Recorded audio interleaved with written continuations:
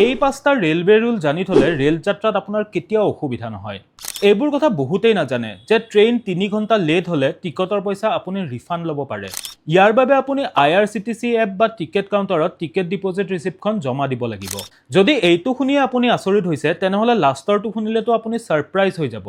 আপুনি যদি কিবা কাৰণত ট্ৰেইন মিছ কৰে তেনেহলে নেক্সট দুটা ষ্টেচনলৈ আপুনি পুনৰ ট্ৰেইনত উঠিব পাৰে। টিটিয়ে কেৱল এই দুটা ষ্টেচন পাছতহে আপোনাৰ ৰিজাৰ্ভ সিটটো বেলেগক দিব পাৰে। যদি কোনোবা জোৰ জবস্তি আপোনাৰ সিটটোত বহি থাকে আৰু সিট খালী কৰিব নোখোজে তেনেহলে তেওঁৰ লগত কাজিয়া নকৰিব। 139 নম্বৰত এই মেছেজটো সেন্ড কৰি দিয়ক।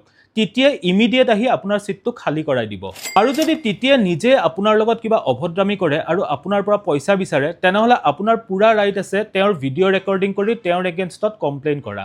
আৰু আটাইতকৈ ইম্পৰ্টেণ্ট কথা, যদি ট্ৰেইনৰ ডবা টয়লেট আদি ক্লিন নহয়, খানা আনহাইজেনিক হয় আৰু ট্ৰেইনত সেফটিক লৈ কিবা ইস্যু চলি থাকে তেনেহলে আপুনি বাছ ৰেল মাদাত এপত কমপ্লেইন কৰি দিলেই হ'ল। টিটি, RPF আৰু আন ৰেলৱে ষ্টাফ আহি আপোনাক ইমিডিয়েট সহায় কৰিব।